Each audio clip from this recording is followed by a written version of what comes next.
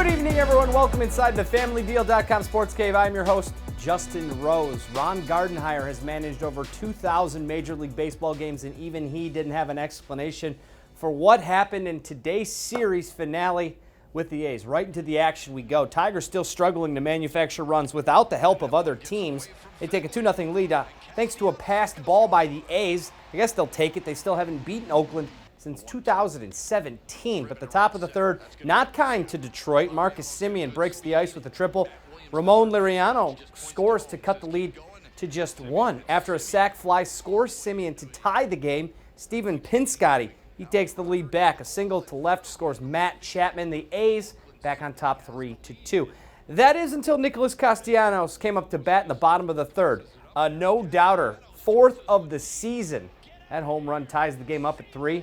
But in the seventh, that's what would make it a little bit of a difference. Pinscotty, he was having a day today, doubling to deep right center. 2-run scorer there. The A's go back on top 5-3, but that's when the rain came. They waited 90 minutes before postponing the game until September 6th, probably the longest postponement in MLB history. They'll pick it up in Oakland in 4 months from now, so the Tigers didn't lose today, and they didn't win either. That's something Ron Gardenhire had never been a part of in his storied career.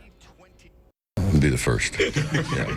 It started raining, then it stopped. And Oakland, I think, well, they were waiting outside, I heard. I just walked up here. You can't do anything about it. I can't go make him stop putting the tarp on. Once they call for it, that's the umpire's job. So I'm sure Oakland didn't think it was going to rain, but we knew it was going to rain. We were counting the clock the whole time. I mean, it rains in Oakland, right? Lions will be back to work on Tuesday for OTAs, but this weekend, first-round draft choice is busy at the Rose Bowl in Southern California, the annual Pirani's Rookie Sports Card Shoot. Lions tight end T.J. Hawkinson in attendance while showing off that Honolulu blue and silver, and even he can't believe he's now on a sports card. I collected cards when I was little, and now that I'm on one, it's a surreal experience. I pride myself in being a complete tight end, whether that's blocking or running routes and catching the ball. So I'm going to come to work every day and try to get better.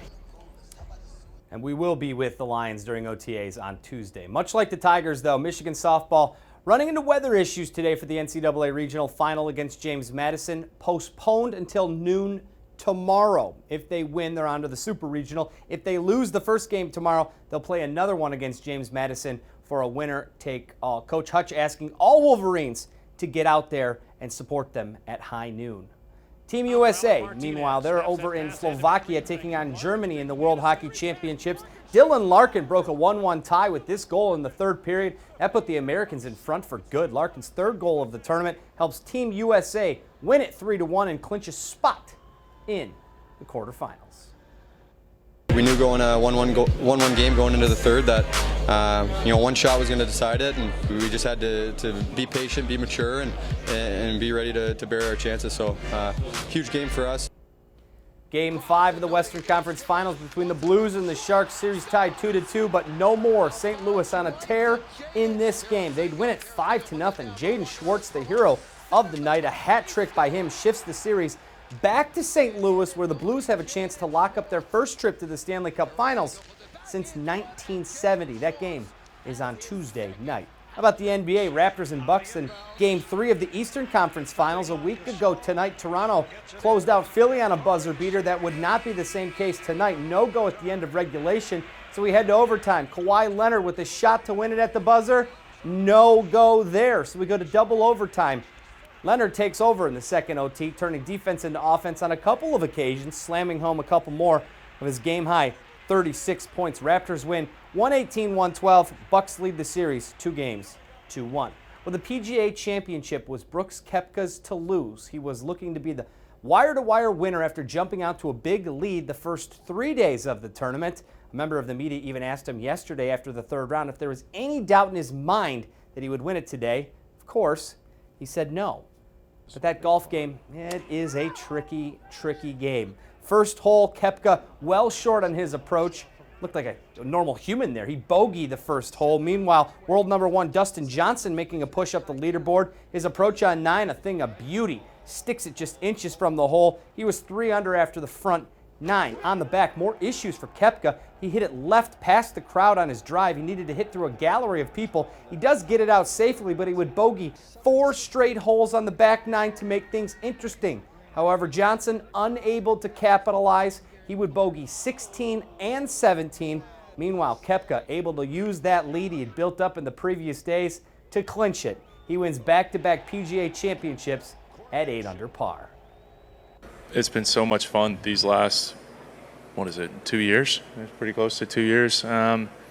It's incredible. I don't think I even thought I was going to do it that fast. I don't think anybody did. And to be standing here today with 4 majors it's mind-blowing. Today was definitely the most satisfying out of all of them for how stressful that round was.